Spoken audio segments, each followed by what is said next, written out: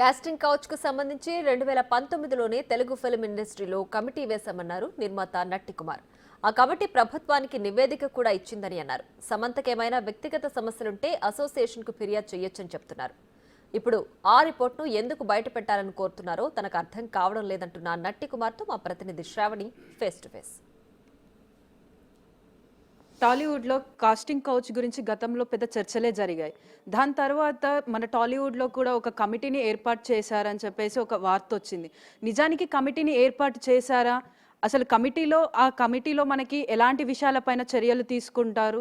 దాని గురించి మాట్లాడడానికి మనతో పాటు ఇప్పుడు ప్రొడ్యూసర్ నట్టి కుమార్ గారు ఉన్నారు. వారిని అడిగి తెలుసుకుందాం. నమస్తే అనంత్. సో ఇప్పుడు రీసెంట్ టైమ్స్లో సమంత గారు ఒక ట్వీట్ చేశారు కాస్టింగ్ కౌచ్ గురించి. అసలు కాస్టింగ్ కౌచ్ అంటే ఏంటి? ఆ కమిటీ దేనికోసం ఉపయోగపడుతుంది? ఒకటమ్మా, కాస్టింగ్ కౌచ్ అంటే ఒక అబ్బాయి ఒక అమ్మాయి ఎక్కడ ఉంటే అక్కడ కాస్టింగ్ కౌచ్ ఉంటుంది. నాట్ ఓన్లీ సినిమా ఫీల్డ్, అన్ని గవర్నమెంట్ ఆఫీసులు, సాఫ్ట్వేర్ కంపెనీస్లు, కాలేజీలు, ప్రతి దిక్కున కూడా 2019లో ఈ చర్చ జరుగుతున్నప్పుడు, ఇది చర్చ చాలా చర్చగా జరుగుతున్నప్పుడు మీరు ఛాంబర్ నేను సెక్టార్ చైర్మన్గా ఉన్నాను. ఇప్పుడు నేను కౌన్సిల్ జాయింట్ సెక్రటరీ. ఆ రోజు మొత్తం టోటల్గా మేము మీటింగ్ పెట్టి 24 క్రాఫ్ట్స్ మొత్తం మీటింగ్ పెట్టడం జరిగింది.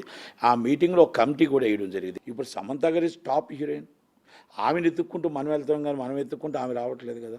అలా డిఫరెంట్ ఉండేటప్పుడు ఆ విధంగా మీరు ఏంటంటే ఎక్కడో మీరు ఆశతో హీరోయిన్ అయిపోతాను అదేదో మోసం చెప్తే ఆ మాయ మాటలకు మీరు ఆయనకు లోబడిపోవడం, లేకపోతే మీరు సైడ్ ఆర్టిస్ట్లో పెద్ద ఆర్టిస్ట్ అయిపోతామంటే మాయ మాటలకు లోబడిపోవడం, మళ్ళీ 6 నెలల తర్వాత మీరు కంప్లైంట్ పెట్టడం ఈజ్ నాట్ కరెక్ట్ అంటాను. మీరు అక్కడే అదే స్పాట్లో వాడిని లాగి కొట్టి అక్కడే మీరు కంప్లైంట్ పెట్టి అక్కడే మీరు గట్టిగా సీరియస్గా తీసుకుంటే మీకు బాగుంటుందని అడుగుతున్నాను నేను. పట్టుకొట్టు కోసం చేయొచ్చు, కొంతమంది ఇబ్బంది పడుతూ చేయొచ్చు, కొంతమంది వీక్నెస్ చేయొచ్చు, నేను హీరోయిన్ అయిపోవాలని ఉండొచ్చు, డిఫరెంట్ ఉంటాయి. నేను కాదని చెప్పట్లే. కాకపోతే ఇప్పుడు ఏంటంటే సుప్రీంకోర్టు రిలేషన్షిప్లో ఉండొచ్చు అని ఇచ్చిందని చెప్పి ఈ మధ్యకాలంలో మనం చూస్తున్నాం. మనం ఎవరు విజయసాయి రెడ్డి గారు కేసు శాంతి గారు, ఆమె నాకు సుప్రీంకోర్టు స్వేచ్ఛ ఇచ్చింది, నన్ను ఎందుకు ఏడిపిస్తున్నారు. అలాగే మాధురి గారు, దువ్వల మాధురి గారు, వీళ్ళందరూ కూడా ఇవన్నీ డిఫరెంట్ చెప్తుంటే ఇక్కడ ఈ కాస్టింగ్ కౌచ్ అనేది మనం మీ అంతటా మీరు అక్కడ ఇష్టపడేటప్పుడు మేమేం చేయగలుగుతాం చెప్పండి. మీరు అక్కడ కంప్లైంట్ ఉంటే వెరీ సీరియస్గా తీసుకుంటాం. మీకు ఇప్పుడు ఇవన్నీ కూడా ఇప్పుడు వచ్చి కంప్లైంట్లు ఏమి రాలేదు. వచ్చినవన్నీ నేను submitted is the complaint and verified immediately and submitted is government very positive support. మీకు ఇప్పుడు జత్వానీ గారి అమ్మాయిది ఉంది, ఆ అమ్మాయిది గత గవర్నమెంట్ ఏ తప్పు చేసినా ఇమీడియట్లీ సీరియస్ అని చంద్రబాబు నాయుడు గారు ఇమీడియట్లీ ఆమె యాక్షన్ తీసుకోవడానికి ఒక సెక్యూరిటీ ఇచ్చారు, రప్పించారు, ఆన్లైన్లో చెప్పించారు, ఆమెకు ఫుల్ సెక్యూరిటీ ఇచ్చారు, మొత్తం టోటల్గా ఎంక్వైరీ చేస్తున్నారు. అలాగే రేవంత్ రెడ్డి గారి గవర్నమెంట్ అది బిఫోర్ గవర్నమెంట్ కూడా అవ్వచ్చు. Before government very positive supported ladies. కనుక మనం రేవంత్ రెడ్డి గారు కూడా వెరీ సీరియస్గా ఉన్నారు. గవర్నమెంట్ ఆడపిల్ల విషయంలో ఎప్పుడు కూడా ఎవరో కూడా తప్పు ఉండదు. ఎందుకంటే ఆడపిల్ల విషయంలో ఛాంబర్ కానీ కౌన్సిల్ కానీ మహాసోషన్ కానీ వెరీ సీరియస్ యాక్షన్. కనుక నేను సమంత గారు ఎందుకు పెట్టారు, సమంత గారు ఇప్పుడు ఎందుకు ఆమె ఫీట్ చేశారో మాకు అర్థం కావట్లా. ఆమెకి ఏమైనా ప్రాబ్లం ఉంటే ఈజ్ మహాసోషన్ మెంబర్, ఆల్రెడీ కమిటీకి రిపోర్ట్ చేయొచ్చు, మహాసోషన్ కంప్లైంట్ ఇవ్వచ్చు. కాకపోతే అక్కడ కేరళలో హేమా రిపోర్ట్ లాగా ఉండాలి అని అనుకుంటున్నారా అంటే ఆల్రెడీ 2019 నుంచి ఉంది.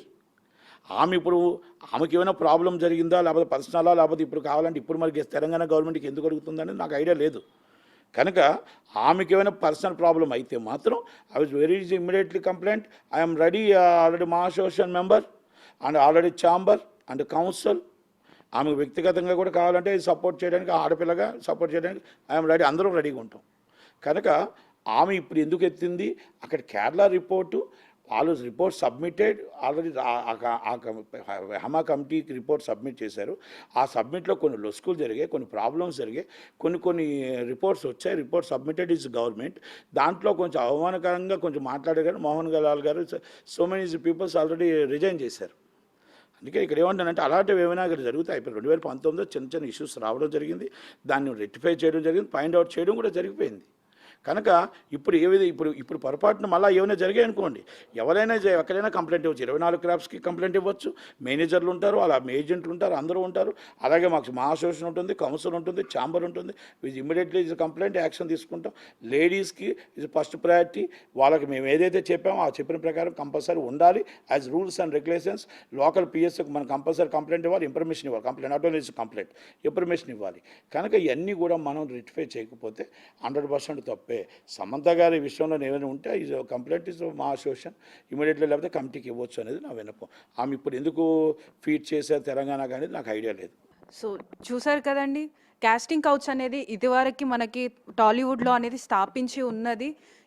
ఈ టైంలో ఎందుకు సమంత ఇలా ట్వీట్ చేశారు అన్నది అర్థం కావట్లేదు అని చెప్పేసి నటి కుమార్ గారు తెలుపుతున్నారు. సో కెమెరామెన్ గౌరవ్తో శ్రావణి, బిగ్